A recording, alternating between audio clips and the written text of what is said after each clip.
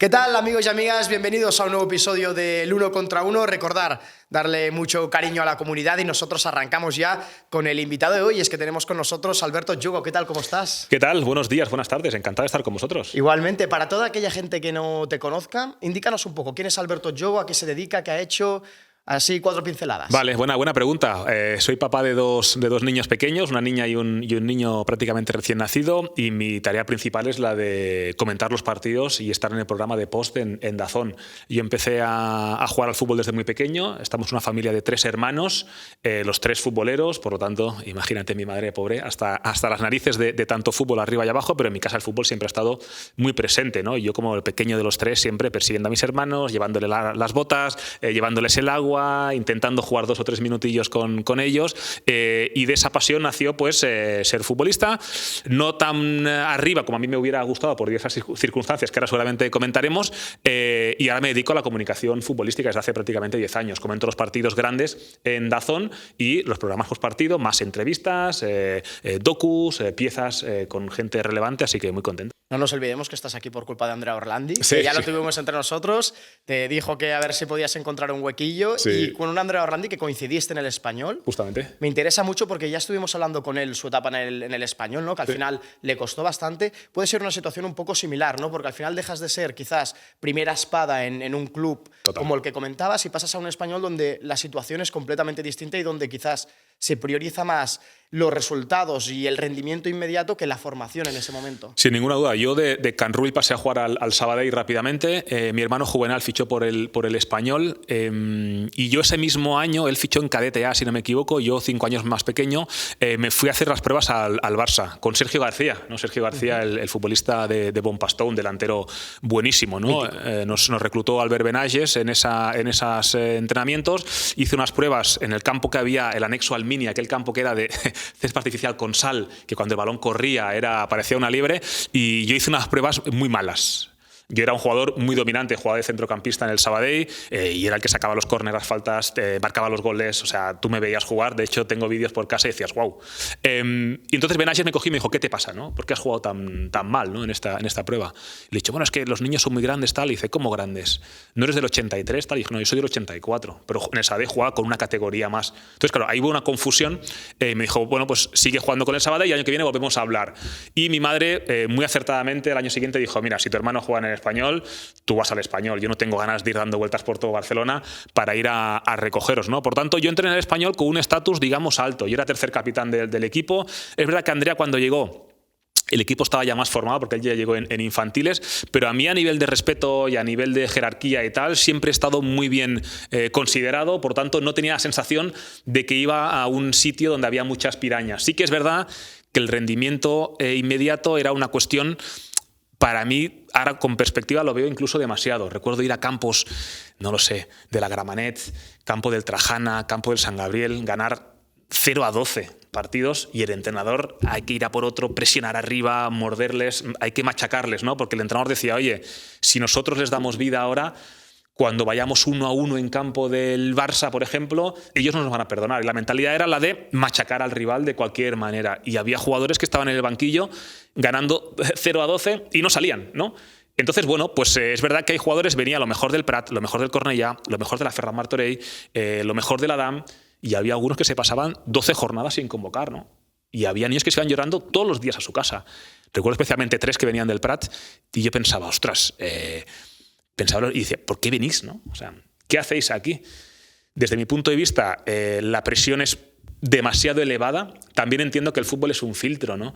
Y que si no estás preparado para eso, el fútbol lo que te dice es, si tú no estás preparado para aguantar la presión en alevines, cuando llegues a juveniles, ¿qué vas a hacer? Pero también pienso que hay muchos jugadores que de alguna manera pierden las ganas de jugar al fútbol, se desencantan del fútbol, pierden la ilusión, la motivación, porque están triturados directamente en un equipo como eso. Ya hablo del Español porque es el que conozco, ¿eh? Entiendo que en otros sitios en aquella época sería algo similar. Entonces, bueno, yo tengo una hija pequeña de 4 años y un nene pues muy pequeño todavía, de 3 meses, y yo no sé si con 11 o 12 años me gustaría, ¿no?, que estuviera en una situación como esta. Entiendo que si quieres llegar arriba hay que tragar. Pero ahora tengo muchos amigos que tienen hijos de esas edades. Oye, me ha llamado el Barça, me ha llamado el Español, no sé qué. Yo digo, haced lo que tengáis que hacer. Yo creo que un jugador que es bueno, una jugadora que es buena, puedes esperar a ser cadete para que te fichen. Ya tendrás tiempo de esto. Un Sabadell, un Cornellà, un Mercantil, son equipos, un Sant Andreu, son equipos suficientemente buenos, con entrenadores suficientemente buenos para que tú te puedas desarrollar. Entonces, cada uno que haga lo que quiera, solo faltaba, no quiero aquí dar consejos ni dar lecciones, pero yo creo que un niño, si es bueno, le acabarán pillando. Y hay escuelas de fútbol en Cataluña, que es donde yo conozco más, suficientemente buenas como para que el niño se desarrolle con total normalidad. ¿Qué aprendizaje sacas de ese momento en el Español? ¿Aprendizajes que sacas de allí? Pues que hay que aguantar mecha. O sea, no, ¿sabes? No hay más historia. El aprendizaje es que esto es una selección natural y que muchas veces, aunque tú des el 100%, hay unas circunstancias externas, hay uno que es más bueno que tú, más fuerte que tú, más grande que tú. El entrenador no le gustas. Hay un cambio de míster y le gusta más otro. Pues que hay veces que incluso dando tu 100 no te alcanza. Creo que es la enseñanza y lección que saqué de ahí. Comentabas justo en la presentación, cuando hablabas un poco de ti, que te hubiese gustado llegar más lejos de lo que había sucedido. ¿Cómo un jugador, que tiene evidentemente el listón alto cuando empieza a jugar, cuando consigue jugar en la base de un equipo como el Español, cómo hace frente luego a que no consiga llegar a ese propósito que se había marcado? A ver, el fútbol tiene una cosa que es bastante meritocrático. Hay gente que dice, no, ese de primera división es malísimo, ¿no? Ese jugador de primera división. O sea, nadie que haya jugado al fútbol puede decir eso, ¿no? No, es que el lateral izquierdo de no sé quién tal es flojo, ¿no? Mentira. O sea, cualquiera que ha jugado al fútbol, ves un partido de primera división y dices, hostia, estos tíos son buenos de verdad. Que en un caso determinado tú estabas en un filial y podrías haber ido al primer equipo y una rotura de fibras hizo que no fuera el suplente y ese suplente se quedó, no sé qué. Sí. Pero esa persona que llegó al primer equipo ha hecho méritos para quedarse, con lo cual es bastante meritocrático. Yo, para mí, hay un punto clave en mi vida, que es que tengo un problema en el cartílago. Hay un verano en que me estiro mucho, se me inflama el tendón rotuliano y a partir de ahí el cuerpo empieza a pisar mal. Por ejemplo, Nabil Fekir ha tenido esta lesión también. Muchos chavales de 13, 14, 15 años, hay el típico verano que tú te estiras, el tendón rotuliano se inflama y tú, para poder pisar y no estar tieso, empiezas a pisar de una manera irregular, buscando los puntos de apoyo donde el tendón rotuliano no está tan tenso, ¿no? Entonces eso me provocó un desgaste de cartílago muy fuerte y un día mi madre me vino a ver y me dijo, oye, nene, tú corres mal. Y yo le digo, hostia, ¿sí? Hay médicos en el Español, hay gente tal. Me dice, tú corres mal, vamos al médico. Y se me detectó un desgaste de cartílago del 85%, ¿no? Claro, tú ves la resonancia magnética y ves, el cartílago es como un huevo duro, ¿no? Y ves, el 80% está negro y el 15% está blanco, ¿no? El médico me dice, lo blanco es lo que te queda de cartílago, el resto está podrido, está muerto. Entonces, con 13 años tienes la fortuna que si te operan se te regenera bien y tal. Fui al doctor Cugat. El doctor Cugat fue el primero que dijo, hizo así, ¿te duele? ¿No te duele? No sé qué. Esto es cartílago. La semana que viene te operamos en la FIAC, ¿no? Entonces, sí que es verdad que eso para mí, 1 año y 2 meses sin jugar, para un niño de 14 años, eso para mí supuso bajar mucho la expectativa y decir, oye, mira, que un médico te diga, oye, si vuelves a, no Cugat, sino uno anterior, te diga, oye, si vuelves a correr, ya es un milagro. Que te digan eso a ti te baja mucho el suflé y te dice, oye, mira, voy a recuperarme bien, intentar volver a jugar a fútbol. Volví a jugar al Mercantil, que es una escuela de fútbol en Sabadell, con 14 años, para perderle el miedo y para volver a entrar en dinámica. Y ya debuté en el Sabadell con 17 años, ¿no? Siendo juvenil de segundo año. Entonces, hay un momento en el que yo voy cedido al Granollers en juvenil A, porque habiendo debutado en el Sabadell, Pere Valentimora, un exportero del Barça, el portero del 0-5 del Barça en el Bernabéu desde los años 70 y tantos, tal, pues ese portero era nuestro entrenador. Me dijo, mira, en División de Honor, en tercer año de juvenil, el Sabadell está en preferente, en segunda B vas a jugar muy poco, porque hemos fichado delanteros de nivel y jugarás poco. Entonces, vete cedido, ¿sabes? Es un consejo que yo te doy. Entonces, a mí me sentó muy mal al principio, porque dije, joder, he hecho la pretemporada, he marcado goles en pretemporada. Pero luego pensé, ostras, qué honesto, ¿no? Este señor. O sea, me está diciendo claramente, búscate la vida. Y al acabar ese año en Granollers, en División de Honor, donde creo que hizo un año muy bueno, no a nivel de goles, pero sí a nivel de juego, quedamos cuartos. Le ganamos al Barça, le ganamos al Español, le ganamos al Mallorca, le ganamos al Villarreal, le ganamos al Valencia. Fue un año buenísimo. Es el año después de Juvenil División de Honor donde tú tienes una oportunidad para decir dónde voy, ¿no? Había varios filiales interesados en mí. Yo tenía contrato con el Sabadell porque, aunque fui cedido, obviamente ellos me cerraron un contrato y no pude salir de ahí, ¿no? Entonces, ese fue un punto importante de inflexión donde quizá podría haber forzado la máquina para salir. Estaba estudiando Administración de Empresas en la Autónoma en Barcelona.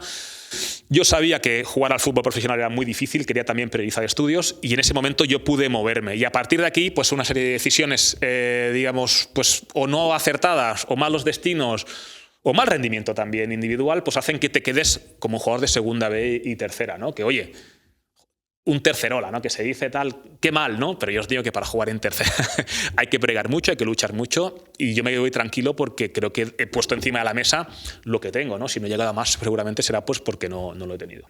Ese puntito de ilusión lo recuperas en el ámbito de selección, porque al final has podido prácticamente ver todo el proceso, ¿no? De cómo se empieza Total. hasta el punto donde se encuentra ahora Guinea Ecuatorial, ¿no? Al final, Sí. tú que has visto de primera mano esa trayectoria, me imagino que debes de alucinar ahora mismo. Es lo que seguramente me mantenía más, es lo que dices tú, ¿no? Un poco más ilusionado, porque al final Guinea Ecuatorial es una república muy pequeña, 1 millón de habitantes, 1 millón y poco, una excolonia española, después provincia, y cuando hay un cambio de gobierno, cuando hay golpe de Estado, o cuando hay independencia, mejor dicho, había 2 opciones, ¿no? Por parte de España, pues alzar un poquito más a un líder un poquito más cultivado, un poquito más con ideas progresistas, tal, o meter un dictador militar, ¿no? Como fue el caso de Macías. Cuando entra Macías, lo que hace es, pues cierra escuelas, cierra bibliotecas, coarta libertad. Entonces, los estudiantes con más ambiciones e intereses tienen que salir de ahí, obviamente. Mi padre era uno de estos, ¿no? Entonces, cuando a mí me llaman para jugar con la selección de Guinea Ecuatorial en un partido después de División de Honor con el Granollers y tal, me dicen, oye, hay que ir a jugar allí porque no tenemos liga, no tenemos equipo, no hay infraestructuras. Era un país muy pobre en ese momento, 2003, por lo tanto necesitamos a los hijos de que vayan a rendir un poquito ahí. Y yo recuerdo que mi padre me dijo, no quiero que vayas. No quiero que vayas. No me gusta la idea, tal. Papá, tal, ¿cómo no voy a ir? 18, 19 años, tal. Quizás por lo que había vivido, ¿no? Internacionalidad, tal. Él había vuelto 2 veces solamente desde el año 70, ¿no? Y digo, ¿cómo no voy a ir, tal? No quiero que cuando vayas allí la gente diga, este es hijo de aquel que se marchó cuando la cosa estaba jodida de verdad, ¿no? Y muchos padres que han ido a España, hablando con otros internacionales y con otros hijos de guineanos, me dicen, mi padre me decía lo mismo, no quiero que me señalen por la calle como el hijo de aquel que en la dictadura más dura se marchó a España, pero en realidad tiene sentido. Yo busco una vida mejor, no me voy a quedar en un sitio para morirme de hambre. Entonces, ir con Guinea Ecuatorial para mí fue la leche, o sea, lo mejor que he hecho en el mundo del fútbol con mucha distancia. Más empezar desde el inicio, cuando todavía no iban hijos de ecuatoguineanos nacidos en España. Lavarnos la ropa en pozos. Tengo fotos por ahí con Jacinto Ela, con Ruslan Ela, con Sergio Varila. Lavar la ropa en pozos, dormir en moteles, dormir 8 en una habitación, sobreponerte a cualquier tipo de circunstancia. Recuerdo una eliminatoria frente a Madagascar en 2011 en la que hicimos 36 horas de viaje para jugar un partido, llegar al aeropuerto de Antananarivo, pisar el campo y el referee decir 5 minutos para que empiece el partido, ganar la eliminatoria y los fisios que eran españoles decir, yo chicos, o sea, no sé cómo el cuerpo humano es capaz de aguantar un partido después de 36 horas durmiendo en aeropuertos, en hoteles y comiendo 2 bocatas. Entonces, todo eso, ver cómo la gente está contigo, ver cómo la gente te quiere invitar a cenar a su casa porque le has ganado un partido a Gabón, que Gabón es el eterno rival de Guinea Ecuatorial en África, pues todo eso te alimenta mucho, porque juegas para la gente, ¿no? Y seguramente sea lo mejor que he hecho y lo que más ilusión me ha despertado, sin ninguna duda. Bueno, de hecho, la anécdota del chamán también es preciosa, vamos. No, la del chamán es increíble. Esa fue la primera, ¿no? En 2003, cuando yo voy, vamos, Ruslan Ela, el hermano de Jacinto Ela, Sergio Varila, que jugó en el Nastic, Castellón, Getafe, y Quique Senobo, que era un futbolista que estaba en el Almería entonces. Y nosotros fuimos a entrenar a Bata y tal, que tengo una anécdota muy buena en la que un niño me viene, ¿no?, a abrazar y me dice, Alberto, tal, qué contento de que estés aquí en medio entrenamiento, ¿no?, previo a un partido contra Marruecos. Y yo le digo, sal de aquí, niño, pero zumbando, sal de aquí porque estamos entrenando en la previa del partido. Y me dice, es que soy tu primo, ¿no? Soy tu primo, nuestros padres son hermanos, tal. Digo, bueno, pues quédate ahí fuera, tal, y ahora voy para allá. Y claro, yo lo miré así, tal, descalzo, pantalón medio roto, tal, y digo, oye, ¿qué has hecho con los zapatos, no? ¿Los has perdido o qué? Tal, porque no puede ser que... Y yo echando la bronca al chaval, dice, no, es que me han quedado pequeños ya, me han quedado pequeños, no tengo zapatos, llevo semanas así, vengo desde el pueblo andando no sé cuánto rato y vengo a verte, porque sé que venías, ¿no?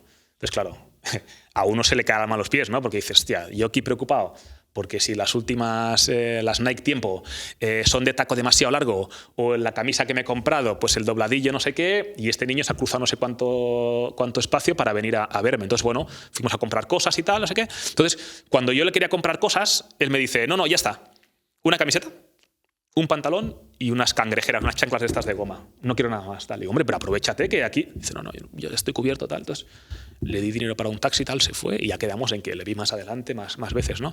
Y con Guinea Ecuatorial, después de ese entrenamiento, la federación, que es lo que ha ocurrido ahora con la internacional, con la selección en Costa de Marfil, en la Copa de África, se quedó el dinero del hotel y no pagó el hotel. Todo el hotel dijo, mira, no os echamos a patadas porque sois la selección nacional, pero como comprenderéis me estáis ocupando habitaciones. Entonces vais a dormir, los 20 integrantes de la selección vais a dormir en 3 habitaciones, 7, 7 y 6. ¿no?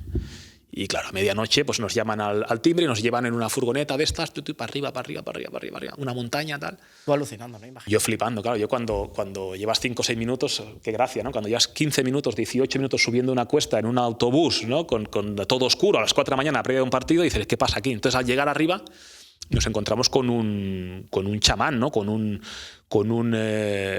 señor que iba ataviado con una ropa pues muy extravagante, haciendo círculos de fuego, no sé qué, y bueno, pues nos hicimos una serie de rituales allí, digamos, nada fuera de lo común, pero sí cosas un poco extrañas, ¿no?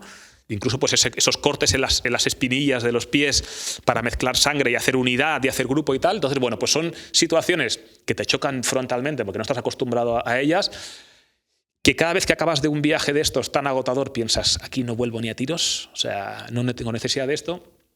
Y en cuanto estás volando de vuelta estás pensando a ver cuándo es la próxima, ¿no? Porque sabes que estás defendiendo el escudo de un país completo y porque sabes que la gente está contigo y esa sensación es lo mejor que hay. No solo con Guinea Ecuatorial, sino con el fútbol africano. ¿Qué crees que tiene el jugador africano que está ahora mismo tan buscado o qué características tiene que sea tan diferente al resto?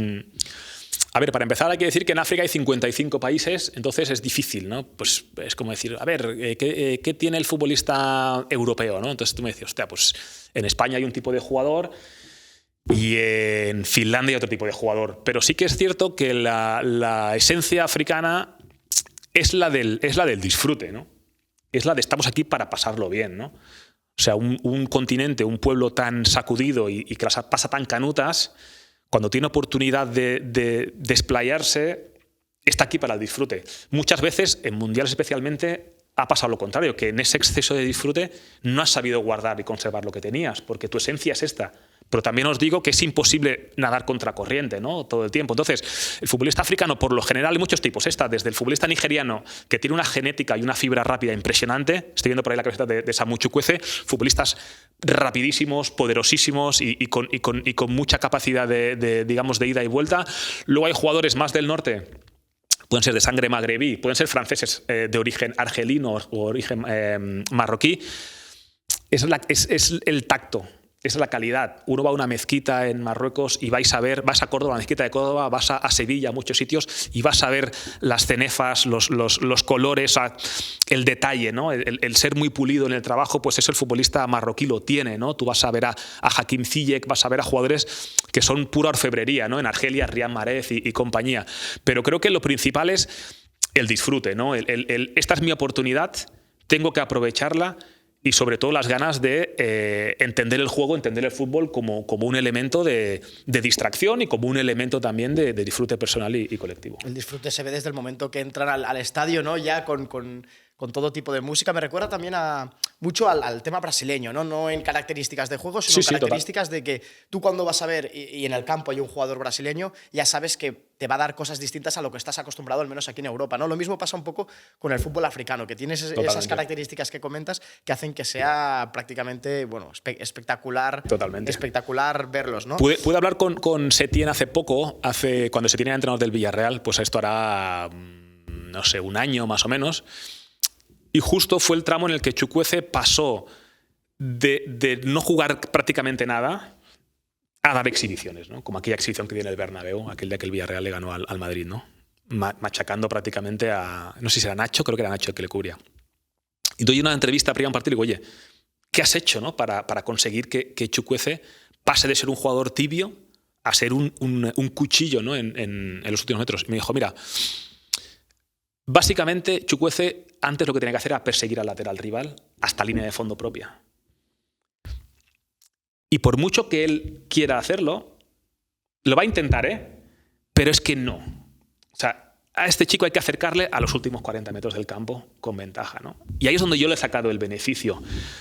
porque el rigor se entiende de diferente manera. ¿Cómo voy a pedirle yo a un chico que se ha criado en Lagos, en Accra, en Luanda, le voy a pedir una serie de hábitos que no ha tenido nunca y pedirle que tenga un hábito como un alemán que ha nacido en Colonia, que ha ido a un colegio estricto, no sé qué, porque son dos esencias totalmente diferentes? Justo es esto, ¿no? Que parece que aquí en Europa el fútbol está muy con una metodología concreta, tienes que jugar así, de este modo, con este sistema. En cambio, allí parece que es todo mucho más... Eso es. Que exploten sus características, ¿no? Eso ¿Parece? Eso es. Es que tú vas a un partido de fútbol africano y tú ves a un lateral derecho, yo qué sé, venir a jugar por dentro y cruzarse el campo hasta el extremo izquierdo, y lo que aquí sería un sacrilegio, pero absoluto, la gente lo celebra como si fuera o un portero que coge un balón al segundo palo con una mano, ¿no? Que esto lo implantó Tommy Nkono en su momento, escuela camerunesa, y ahora pues los Kameni, Onana y tal. Un portero que coge un balón con una mano en el segundo palo, lo que aquí sería una locura, poco académico, ahí se jalea como si fuera un gol, ¿no? Entonces, es sacar lo mejor, es explotar lo mejor, es sacar la esencia precisamente por eso, porque el fútbol está hecho para el disfrute. ¿Que eso puede suponer que haya una pérdida en el centro del campo y te marque no sé qué? Puede ser. Que el futbolista africano per se, que se ha criado en África, ¿no? El jugador que ha tenido la base allí, tiene que amoldarse a ciertos hábitos y a ciertas conductas del fútbol europeo, obviamente, porque si no, no encajas.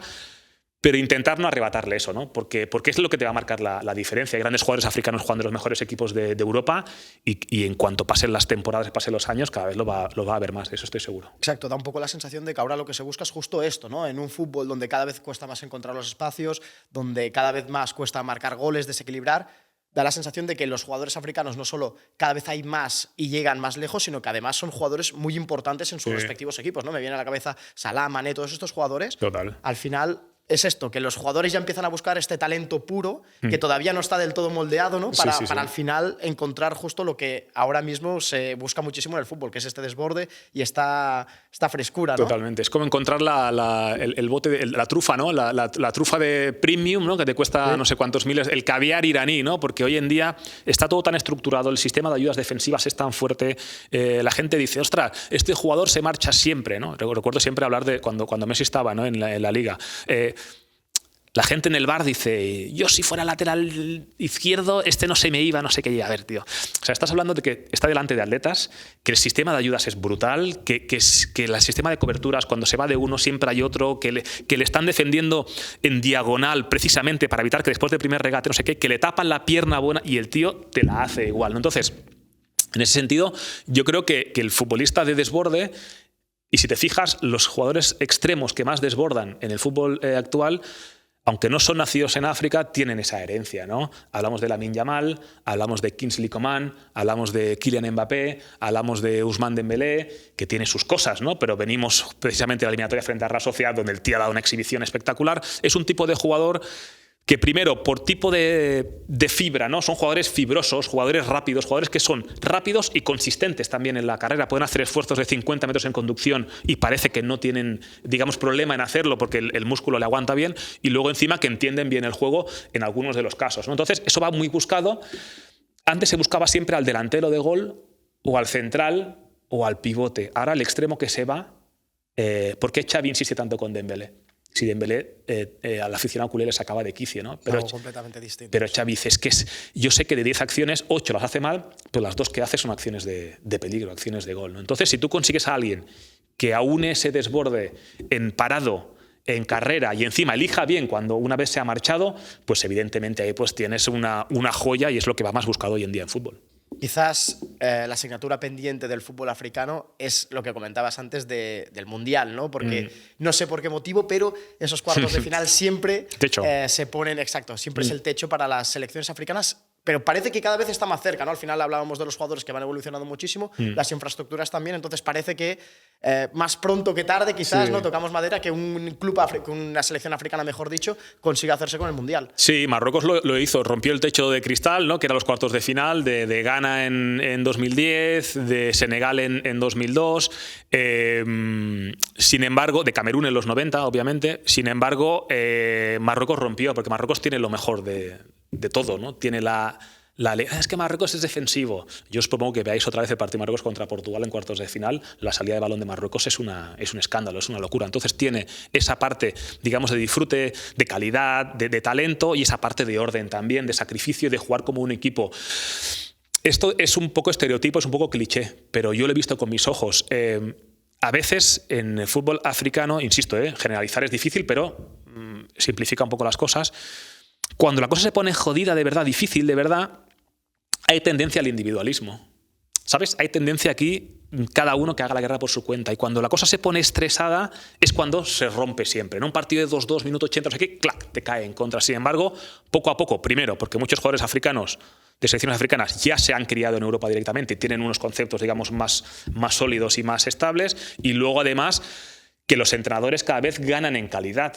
Ahora hay entrenadores, por ejemplo, Aliou Cissé, Regragui, no sé qué, son entrenadores africanos que han tenido carrera en Europa y que saben muy bien conjugar qué esencia tiene el futbolista africano autóctono y qué le puede incorporar yo europeo para que el equipo funcione, ¿no? Por tanto, selecciones. También es verdad que ahora mismo está todo muy globalizado, ¿no? Hay jugadores genéticamente africanos que juegan para selecciones europeas. Padre y madre senegalés, juego para Francia. Padre y madre marroquí, juego para Bélgica. Y eso cada vez se difumina un poquito más la frontera, ¿no? Pero parece que poco a poco está la cosa increciendo. Lo que ocurre es que, claro, son 55 selecciones. Entonces, claro, se hace complicado que en una misma generación aglutines todo eso para dar un zarpazo en un mundial. Relacionando un poco el fútbol africano con el hecho de que eres una voz autorizada ya prácticamente en el mundo del fútbol, me gustaría hablar contigo sobre un tema que evidentemente me gustaría mejor no hablar de este tema, pero desgraciadamente tenemos que hablar, que es el tema del racismo. ¿Has vivido alguna vez en tus propias carnes el racismo en los estadios? Y parece que poco a poco se va evolucionando, pero que falta aún un tramo largo para hacer frente a todo esto. Sí, pienso que yo jugué segunda B, tercera y tal, la zona de Cataluña, Valencia, Murcia, ¿no? Esta zona mediterránea, digamos, es la que más se ha tocado. Grupo 3 de segunda B entonces, grupo 5, grupo 6 y grupo 13, ¿no?, de tercera eran estos. Entonces, a principios de los 2000, 2006, 2007 y tal, pues se escuchaban barbaridades, ¿no? Yo siempre cuento una anécdota que a mí, no, como jugador, nunca me había afectado, porque esta es otra. Decías antes, lecciones que sacas de cuando eres canterano de un equipo potente como este. No mostrar debilidad en ningún caso, ¿no? No puedes mostrar debilidad, no puedes abrirte y decir, oye, que me está insultando un tío en la grada o que me están diciendo cosas, porque si muestras debilidad y ya hay un punto débil en el equipo rinde menos y ya eres un problema para el entrenador. Entonces tú tienes que hacerte una coraza y con 12 años aguantar lo que tengas que aguantar. Y luego con el paso del tiempo yo me doy cuenta que eso es un error, ¿no? Porque estás incompleto a nivel emocional, ¿no? Yo no puedo mostrar nunca debilidad. A vivir un tío me insulta por redes sociales en la cara, no sé qué, me dice burradas, tal. A mí no me afecta lo más mínimo. ¿Eso es bueno? Hombre, para sobrevivir es lo mejor, pero lo bueno sería concienciar a la gente que no te haga ese tipo de insultos, ¿no? Entonces yo siempre recuerdo una muy buena en un estadio en Valencia, que no quiero dar el nombre porque sería injusto después de tanto tiempo, en el Olympique de Xàtiva, donde yo jugaba con Edwin Congo arriba, el exjugador del Madrid, ¿no? Levante Sporting, tal, colombiano. Un futbolista negro, yo soy mestizo, mi mamá es de Granada, mi padre es africano, él era negro 100% puro, ¿no? Como decíamos siempre. Él nos decía, el lado oscuro, ¿no?, del Xàtiva somos nosotros, decía siempre. Y en un partido, estamos jugando los dos en punta y tal, y nos empezaron a insultar bastante heavy, ¿vale? No sé, 80, 100 personas, tal. Tampoco era una gran mayoría, pero nos empezaron a insultar bestia. Y el árbitro, muy coherentemente, 2008, 2009 era, o sea, hace tiempo, nos dijo... ¿qué hacemos, no? Porque yo estoy muy incómodo siendo árbitro de esto. No quiero saber cómo estáis vosotros. ¿Qué hacemos? Nos dijo, no pasa nada, seguimos jugando. Entonces ganamos, tal, marcamos, no sé qué, todo bien. El árbitro ya estaba, el pobre, ya, digamos, muy incómodo en la situación. Y hizo lo que se hace ahora en el protocolo, que es decir por megafonía, tal. Oh, sorpresa, cuando tú por megafonía dices dejad de insultar, lo que ocurre es que te insultan más, ¿no? Por mala educación, seguramente, de la gente. Y en una de estas yo le digo, hermano, cuando el árbitro no sabía qué decir ya, digo, hermano, entre tú y yo el más negro eres tú. O sea, que eso los insultos te los comes tú, ¿no? En plan cachondeo, nos reímos, ¿no? Pero con el paso del tiempo me he dado cuenta que fue un error. Fue un error porque nosotros nos lo tomamos como parte del fútbol, son 100, 120 descerebrados, pero no se puede normalizar algo así. Ocurre con Dani Alves, ¿no? Cuando le tiran un plátano. Villarreal, si no me equivoco. Sí. Él se come el plátano, ¿no? Bueno, de hecho, muchísimo ya hizo el árbitro en ese momento, sí. Porque es lo que comentabas. Ahora con el protocolo sí que cuando se escuchan insultos racistas se avisa por megafonía, pero antes eran los propios jugadores los que tenían que actuar. Recuerdo, por ejemplo, un caso súper famoso, el de Samuel Eto'o, Sí, en Zaragoza. el campo de en Zaragoza, que decide. O sea, antes, años atrás, eran los jugadores los que se tenían que plantar. No existía este protocolo. Pero sí que aún es lo que te comentaba. Creo que falta muchísimo. Y tanto. Muchísimo. Pero sí que antes no había este protocolo. Ahora parece que con este protocolo se intenta enderezar un poco la situación dentro del campo, pero ya era un logro que en su momento este árbitro ya os preguntara y os pidiese vuestra opinión al respecto. Tú fíjate, Samuel Eto'o, un jugador de fútbol a 170 pulsaciones, pedirle calma y mesura en una situación como esta, cuando no sé exactamente cuánta gente había insultando, no quiero decir una cosa que no es, pero era bastante gente, ¿de acuerdo? Haciendo gritos de mono. Recuerdo algún jugador del Zaragoza que se iba con él, ¿no? Diciéndole, oye, yo también soy negro, quiere decir. Entonces, yo siempre digo que pedirle tranquilidad y mesura a alguien que está en una situación de máximo estrés con 25 años, 24, 25, 26 años, es muy injusto. Seguramente habría que pedirle cordura a la gente que está alrededor. ¿Y qué ocurrió aquel día? Que Samuel Eto'o se quería ir. ¿Y qué hicieron Ronaldinho y Rijkaard? Hermano, no te vayas, tal, no sé qué. Claro, a ti que estás herido, ¿no? Que vengan dos de tus hermanos, ¿no? Negros a decirte, hermano, no te vayas, tal. Hostia, eso es muy duro, ¿eh? Yo estaba en casa, lo recuerdo, porque además fue un sábado por la noche. Digo, hostia, esto es muy duro, que él mismo no pueda salirse de ahí. Porque no había protocolo y porque no había conocimiento de qué consecuencias tiene si yo me voy. Es que si me voy, a lo mejor me quitan 6 puntos por abandonar un partido. Claro. Tú imagínate, claro, el jugador, ¿cómo va a coger la responsabilidad de largarse si a lo mejor luego tiene una repercusión a nivel colectivo, ¿no? El caso de Marega en Portugal. Marega es el primer jugador, el malí del Porto, que dijo, me largo de un partido. Además es un bicho de 2 metros, tal, cualquiera le dice algo. Pero su exafición le tiraron cacahuetes, plátanos, tal, sillas. Él se fue. Dijo, me da absolutamente igual. Y con Seinsao, el técnico del Oporto, lo que hizo fue hacer un cambio. Es decir, al árbitro, el que se va, entra otro. Amarilla para Marega por irse pronto, no sé qué. Sanción de 600 euros, ¿no? Al club que albergaba ese tipo de gente. Entonces, la situación es peliaguda. ¿Qué pasa con el fútbol? El fútbol es una actividad que engloba al 100% de la población. No es el hockey, no es el pádel, no es la hípica, no es el tenis, no es waterpolo, donde tú necesitas una serie de infraestructuras para poder engancharte a ellos. El fútbol juegas desde la calle, desde el más pequeño al más grande, y sigue el fútbol desde el abogado hasta el panadero, hasta el de correos, hasta mi abuela en paz descanse, que cuando yo salía por la tele y tal me veía, ¿no? Entonces, controlar tanta gente es muy complicado. Y el fútbol lo que tiene es que nos hemos criado en la idea de que en un campo de fútbol todo vale. Y son cosas del fútbol. Y esto va en el sueldo, ¿no? Y a Wilfred, el portero del Rayo en el Bernabéu, negro cabrón, recoge el algodón, ¿no? Y cuando le entrevistan, creo que fue un 0-0, él paró unas muy buenas, ¿no? Dice, bueno, soy moreno, es normal que se enfaden, ¿no? O sea, él mismo tenía normalizado esto, ¿no? Claro. Le pasaba un poco lo que nos pasaba a Congo y a mí, ¿no? En aquel momento, oye, pues eso son cosas de ellos y ya está. Pero sí que es cierto que el fútbol es la élite social. O sea, los niños, si Lewandowski se pone botas amarillas, en el colegio el martes habrá 6 niños con botas amarillas. Si se hace un peinado Bellingham, un degradadito, no sé qué, no sé cuánto tal, la gente se va a dejar el pelo así. Entonces, si yo permito que en la élite del fútbol a un jugador millonario le insulten de esa manera, ese jugador millonario estará afectado un rato, pero tiene soporte mediático de todo el mundo, ¿no? Y soporte institucional de todo el mundo, y el ministerio, y no sé qué, y el presidente, y no sé cuánto. Pero, ¿qué va a ocurrir con la persona que quiera alquilar un piso y se llama, yo qué sé, Hassan Diop, y tiene acento senegalés?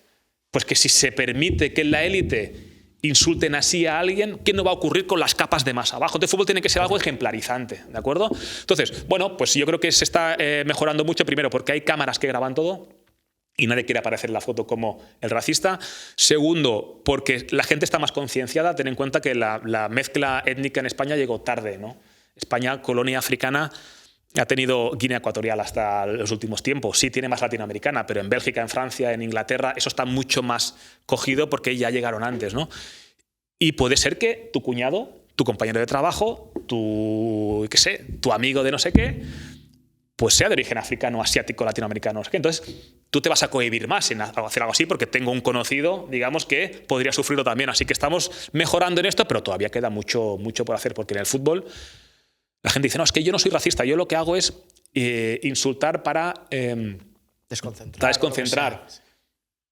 Pero yo pienso, hay cosas que yo, por mucho que quiera desconcentrar, a mí no se me ocurren.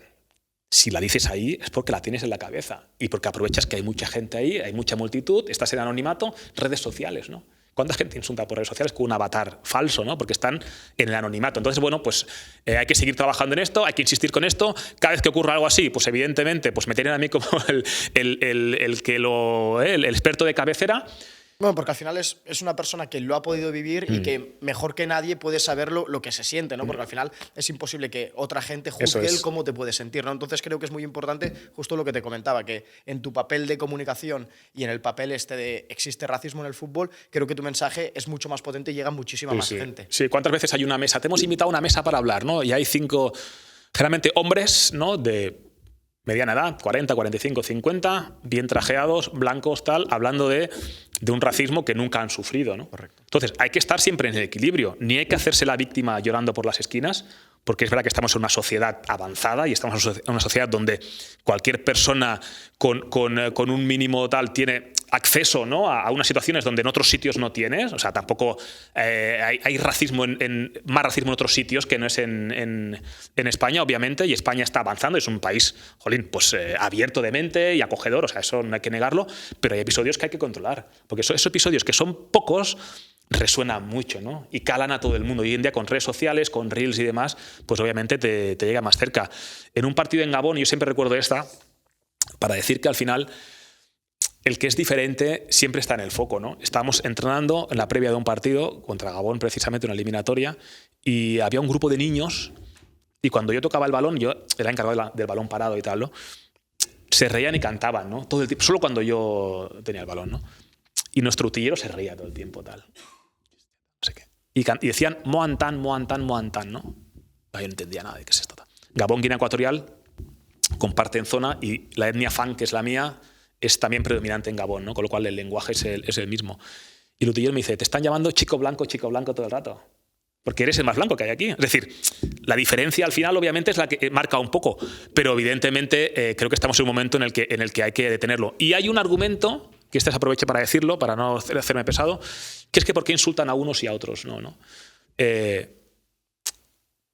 insulto nace cuando eres una amenaza, ¿no? No, es que violencia de género o violencia homofóbica o violencia no sé qué tal. Tú no vas pegando a todo el mundo por ahí. Tú pegas con el que tienes un conflicto y lo sacas con el que tienes un conflicto. Entonces, cuando hay alguien que es una amenaza o no se comporta como tú crees que se tiene que comportar, es cuando sacas todo ese argumento de encima de la mesa, ¿no? Entonces, ese argumento de que insultan a uno y a otros no, pues evidentemente queda totalmente desarticulado. De hecho, tuvimos también la suerte de hablar con un entrenador que ahora está trabajando en Alemania, y ahí se empiezan a hacer mucho el tema de workshops, hablando de temas como el racismo o distintas cosas que se pueden encontrar los jugadores. Pues sería genial que poco a poco estuvieran en todos los sitios, y no solo a los jugadores, que al final son los que lo sufren, claro, sino también a la gente que va a los estadios y a todo el mundo que está involucrado en el mundo del fútbol y evidentemente fuera del fútbol. Después había otro tema que quería comentar contigo, que es el de la salud mental. Hubo una charla con Alex Remiro muy interesante que tuviste. Hemos comentado tu trayectoria. Al final es una cosa que antes no existía, mejor dicho, sí que existía, pero el hecho de hablar de eso era como una debilidad, lo que comentabas anteriormente, y ahora poco a poco súper interesante que jugadores de la talla de Alex Remiro, de Víctor Camarasa también, que paró de jugar por el tema de la salud mental, vayan saliendo y vayan comentando este tema, que al final los jugadores es una cosa que sufrís y que es muy idóneo poder hablar con un coach deportivo, con una psicóloga deportiva, con quien sea. Sin duda. Es lo que decías tú. En el momento en que alguien dice, hey, me tengo que parar porque mi cabeza no va, es una debilidad manifiesta. Con lo cual, estás fuera de la rueda. El fútbol al final es un darwinismo, ¿no? Llega al más fuerte, llega al más rápido, llega al más potente, llega al que tiene más cabeza, ¿no? O cabeza, digamos, más dura y más fría en momentos importantes. Si tú muestras debilidad, estás fuera de la rueda. Porque tener problemas mentales de depresión, tener problemas mentales de ansiedad, tener un nudo en el estómago aquí durante 6 meses, te limita tanto como si eres lento. O sea, es una limitación en tu juego. No, es que este es lento, ¿no? Es que este no le pega con la izquierda, es que este tácticamente es malo. Pues si la cabeza no te va, las piernas no te van. Eso lo sabemos todos. Entonces, es importante que la gente sea capaz de abrirse y ayude también al resto de la sociedad. Es que el fútbol es un altavoz muy potente. ¿Qué ocurre si Thierry Henry dice en una entrevista? No, es que yo hay un momento en que estaba depresivo y tenía ansiedad, tal. Si yo soy un chaval de 16 años que estoy en situación complicada, y esto Remiro lo trabaja muy bien, o sea, yo desde aquí quiero agradecerle y felicitarle porque el tipo tiene 50 escuelas de fútbol localizadas en Guipúzcoa y él personalmente va allí con 2 psicólogas de su fundación. No es eso de lo tengo y... Yo os pago de hacer... No, él va allí y hace dinámicas con los padres y con los hijos. Y se pone a jugar con los padres y a jugar con los hijos. Y empieza a hablar con los padres de qué actitudes, qué acciones se pueden tomar para hacer del fútbol. El fútbol no es la ópera. ¿Estamos de acuerdo? El fútbol no puede ser la ópera. El fútbol tiene un componente pasional que si se lo quitas, lo matas. Eso está claro. Ahora bien, entendemos que entre un extremo y otro seguramente encontremos la virtud. Y es importante que esos jugadores sean capaces de explayarse. Porque si Thierry Henry es capaz de decir que él, en plena carrera por el Balón de Oro, tuvo episodios de depresión y de ansiedad, el chavala, 15, 16, 17, 18, el hombre de 40, el de 45, que le suben el Euribor, le suben la hipoteca, le suben no sé qué, no sé cuánto, tengo 2 hijos y no llego, si esta persona privilegiada ha tenido esta situación, yo me siento que no soy bicho raro, ¿no? Que estoy más acompañado. Y luego cada uno tiene sus circunstancias. Evidentemente los problemas de un jugador de primera división no son los mismos que los problemas de un trabajador, ¿no?, de hace turno de 6 a 2. De hecho, él lo comenta en la charla, que dice, tengo entrenador, representante, asesor financiero, tengo de todo. ¿Cómo no voy a tener a alguien que me ayude a gestionar todas estas cosas? Que al final son muchas, como comentas. Nutricionista, ¿no? Nutricionista que te dice que hay que pesar los gramos de arroz y de ternera porque si no te pasas, ¿no? Entonces, cuando alguien se abre así, ayuda mucho a los demás. Es claro y evidente y manifiesto que si alguien no es capaz de soportar esa presión durante un tiempo prolongado, es que no sirve para... ¿Estamos de acuerdo? O sea, si un tenista, alguien de MotoGP, un futbolista, no sé qué y tal, vive la mayoría de su tiempo en un estado de ansiedad permanente y no soporta no sé qué, es que no, ¿sabes? Es una limitación, como os decía antes, como el que es lento. Entonces, no puedes estar. Que tú tengas episodios, los puedas comentar, tengas un apoyo y se te trate como una lesión más, me parece que es algo muy interesante. Y además, ayuda mucho a los demás. Y además, el apoyo que está sintiendo el jugador, ¿no? Porque yo estoy seguro que Camarasa, cuando sacó el vídeo, tenía miedo de decir, uy, este flojo, no sé qué. Camarasa, en el Deportivo Alavés, fue finalista de Copa y era un jugador espectacular, con Marcos Llorente en el centro del campo, con Teo Hernández, con Munir y toda esa tropa, ¿no? Se fue al Betis y se rompió la rodilla varias veces, ¿no? Entonces, de intentar acercarse a selección española, a estar en el Real Oviedo, que es un club histórico, pero está en segunda división. Me trunca todo un poco, sí. No es donde le esperaba estar, ¿no? Y también tiene esos episodios. Por lo tanto, creo que es bueno que la gente lo pueda explayar y lo pueda decir. Y en otros ámbitos de la vida. Yo en el mes de octubre tenía una reunión por la mañana, dejé a mi hija en el cole, no sé qué, tenía una reunión, y a media reunión corté la llamada, ¿no? Porque llevaba tiempo con hormigueo en las manos, cosquilleo en las manos. Mi posición es buena de trabajo, mi estatus es bueno, tengo una hija fantástica, una mujer fantástica, el segundo hijo estaba por nacer, me compré un coche nuevo, no sé qué tal, fantástico tal, pero estuve 15 días que tenía hormigueo en las manos y yo pensaba, ostras, claro, empiezas a googlear, no sé qué, estás acojonado, ¿no? Pues, tal, algo neurológico, ¿no? Y no iba. Iba a los sitios como un zombie, ¿no? Iba, pues, toca partido, venga partido, por inercia pura y dura, porque sabes que no puedes fallar, ¿no? Con mi hija, tal, es aquí ausente, a ella le gusta mucho jugar, tal, pues sí, cumplías y tal el expediente. Entonces, hay un momento en que tuve que ir al médico directamente y decir, oye, no voy, no tiro, tal. Entonces, me hizo varias preguntas, cosquilleo en las manos, cosquilleo en los pies, cosquilleo en la cara, te paraliza un poco la cara, y el doctor me dijo, eso es un estrés con un punto de ansiedad y tal. Tómate esto para dormir 3 días. 3 días a dormir todo lo que puedas y a partir de aquí, deporte, respiraciones, meditaciones y disfrutar lo que haces. No hay otra manera. Y hay que vivir con esto, ¿no? Entonces, lo hice, no sé qué, ahora estoy fantástico y tal, pero fijaos, yo pensaba, ¿pero por qué? Si no tengo ninguna, ¿sabes? No tengo ningún problema. Parecía una situación idílica, ¿no? Eso por es. lo que comentabas, pero de repente... Sí, y hay una cosa que me dijo el doctor de cabecera del ambulatorio del CAP, que yo flipé, dije, este tío es un crack total, y me dijo, mira, yo me voy. Toma esta hoja y este boli. apúntame aquí todos los estresores que tú tienes en tu vida. Todo lo que a ti te genera estrés. Y me haces un ranking del 1 hasta el 10. Y al lado me pones qué solución hay. Es que mi mujer está embarazada, no sé qué tal. Solución, tiempo, que nazca el niño. Es que trabajo no sé qué, no sé cuánto tal. Organización. Es que no sé cuánto. Y cuando lo tengas todo hecho un ranking y tengas la solución al lado, lo vas a ver todo diferente. Porque cuando tienes muchas cosas en el aire que tú no controlas, parece mucho. Si las vas separando, son más fáciles de atacar cada una de ellas, ¿no? Y lo que me explicó fue espectacular. Entonces, desde entonces, antes lo veía que estaba muy bien, no sé qué. Y desde entonces, ostras, cuidado, que esto es más importante de lo que yo incluso me pensaba, porque a mí me habían criado en la sensación de que, oye, tío, si estás mal te jodes, ¿no? Entonces creo que es importante que gente como Remiro siga en esa línea y que gente salga a decir las cosas sin ningún tipo de miedo. No solo en el mundo del fútbol, sino en otras disciplinas también ha pasado. O sea, que es súper interesante. Te tengo una sección preparada. He intentado ponerle un nombre, pero claro, el experto de los nombres eres tú. A ver. Intentaba buscar aquí algo relacionado con Guinea Ecuatorial, que el Rayo, no sé qué, pero digo, mira, antes de hacer el ridículo no le pongo nombre y listos. Se trata de preguntas rápidas. Venga. ¿Vale? Un poco de todo, de tus vivencias, de tus diferentes ocupaciones que has tenido. Entonces, vamos a ello. Para ti, ¿cuál es el mejor jugador africano de la historia? Samuel Eto'o. ¿Por algún motivo en especial? Bueno, por su historia. Él llegó a Madrid, recordemos, en chanclas y pantalón corto.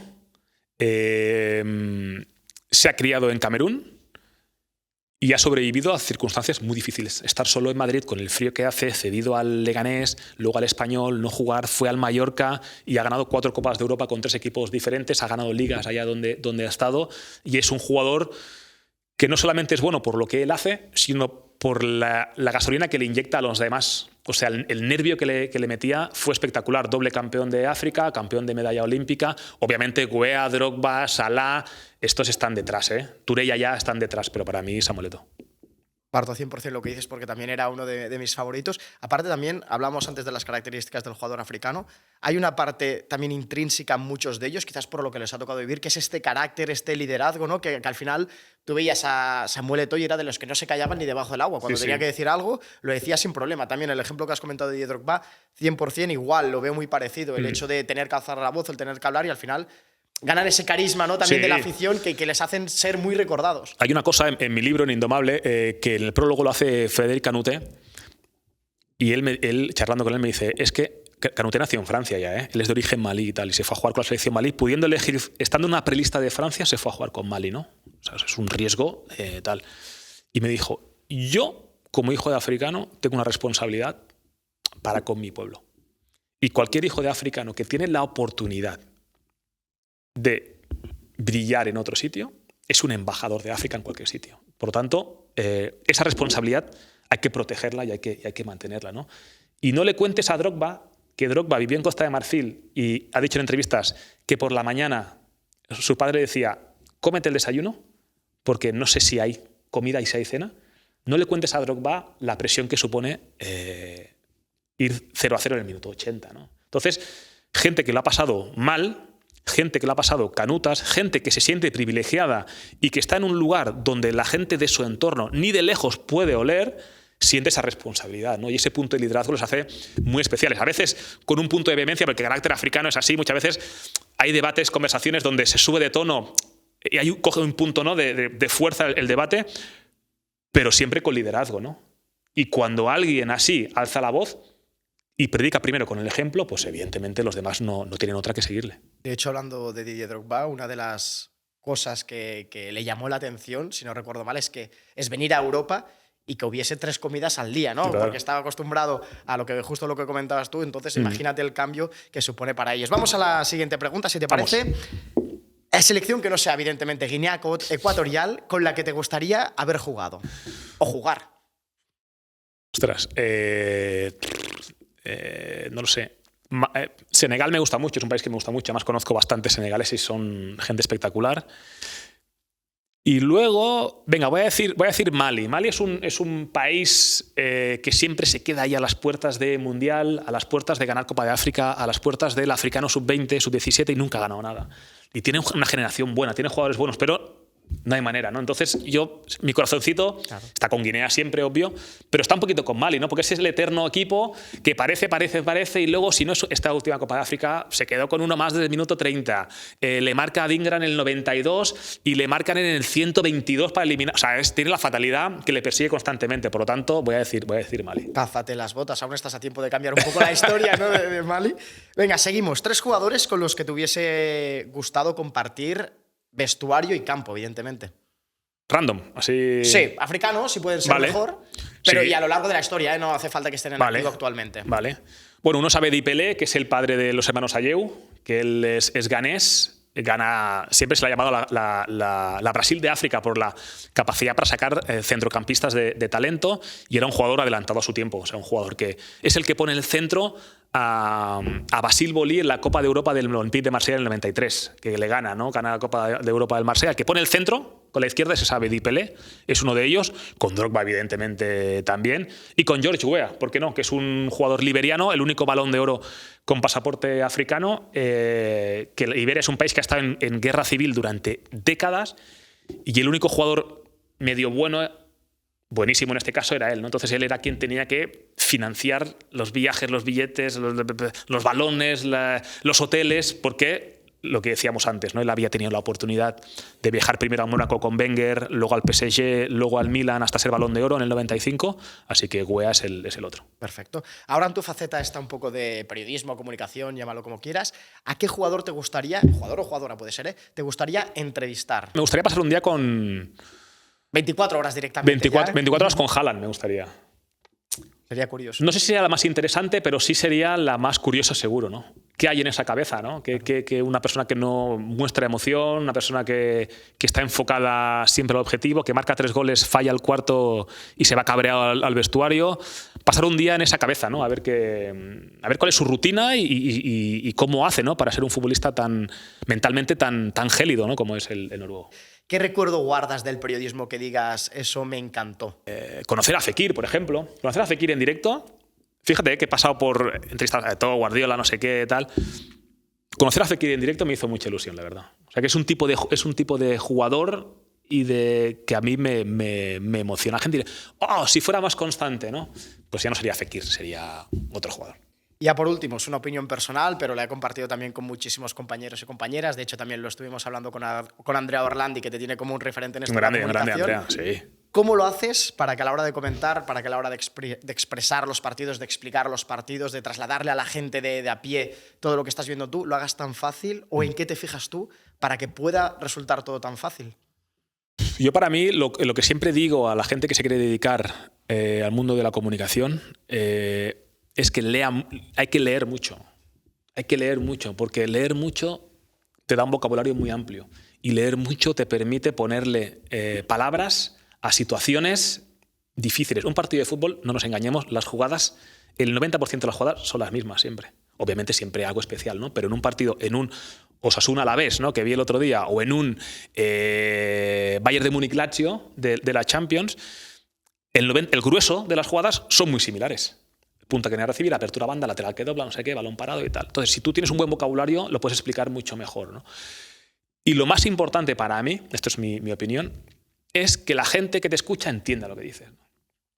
Por lo que os decía, porque el partido lo puede estar viendo desde un entrenador UEFA a coach de un equipo de Champions League. Te está viendo el partido y te está viendo el partido el señor o el tío de un futbolero que se ha sentado a verlo con él y se pone a verlo, ¿no? Entonces, obviamente hay que ser riguroso, ¿no? con el lenguaje, con las explicaciones, pero para mí un lenguaje fácil, cercano y para todos los públicos. Obviamente luego te puedes, digamos, explayar un poco más. Y luego creo que el gran truco o el gran mérito que yo tengo, o la gran característica, mejor dicho, positiva, virtud, es hablar de fútbol sin hablar de fútbol muchas veces, ¿no? Porque el fútbol al final es un vehículo.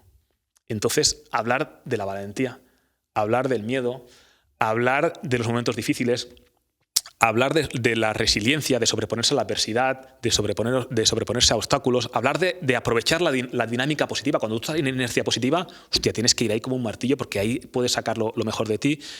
Y coger un partido de fútbol y la gente que me escuche, tal, animo a que el siguiente partido se ponga, veréis que gran parte del partido, yo estoy hablando del partido, pero estoy hablando de otras cosas, ¿no? Y la gente yo creo que conecta muy bien con eso, porque entiende que cuando el lateral derecho del Villarreal está sufriendo mucho porque el extremo izquierdo de la Almería, ¿no? Ramazán, le está haciendo no sé qué, cuando en teoría la Almería es mucho peor equipo, pero está sufriendo alguien ahí, en un punto que quería controlado, la gente creo que conecta muy bien con cosas suyas, ¿no? Y me parece que eso es algo que me caracteriza y me parece bonito pues seguir con esa ilusión después de 10 años comentando partidos. Hablando de esta experiencia que comentas, te lanzo ya la ultimísima pregunta Venga. que siempre hacemos. Aconséjanos una persona para que se siente aquí delante de nuestros micrófonos. Sé que te pillo un poco contrapié, si no te doy cierto tiempo ya nos lo mandarás por WhatsApp, pero me gustaría que un entrenador, un jugador, un compañero, cualquier persona que se pueda sentar, pues dispara directamente. Me gustaría que llamarais a Rubi. Perfecto. Rubi fue mi entrenador en el año 2000 en el Sabadell. Él venía del Hospitalet en tercera. Se quedó a un penalti de subir a segunda B. La historia de ese penalti es bestia. Él tiene un pequeño... No es un trauma, pero sí una pequeña espina con los penaltis. Que nos lo cuente él mejor, ¿no? Que os lo cuente él. Sí, sí. Y luego vino al Sabadell en su primer proyecto de segunda B semiprofesional, digamos, ¿no? No le fue bien porque sus ideas eran más adelantadas que el material que tenía para ejecutarlas. Es decir, los jugadores éramos peores que la idea que él quería implantar. Y tiene una historia impresionante. O sea, entrenar en primera división, alcanzar clasificación europea con el Español, sin haber sido un jugador que había jugado, pues eso, en el Vilasar, tal, no sé si jugó en el Hospital también, creo que jugó en el Hospital, en el Vilasar también, tal, un medio centro así tocador, pero creo que tiene una historia también de fuerza mental, de emociones, de ser una persona muy rigurosa, pero a la vez sensible. Yo creo que Rubius puede, además creo que ahora está inactivo, así que antes de que le enganche a alguien... Pues nos tendrás que ayudar a convencerle, pero me parece voy a intentarlo. Una persona estupenda para poder entrevistar. Voy a intentarlo. Siempre a todos los despido diciendo nos veremos por los estadios, pero claro, en tu caso también puede ser en los platós o donde sea, así que nos vemos en la próxima charla o donde podamos coincidir, Alberto. Nada, un placer estar con vosotros y que sigáis ahí, os sigo el contenido, la de Terrats me la comí entera, la de Planes también y la de Quique García también. Falta la de Neskens todavía, esa la tengo pendiente y entiendo que la de Orlandi está al caer, o sea que con Andrea yo voy al fin del mundo, ya lo sabe. Perfecto, muchísimas gracias, Alberto. A vosotros.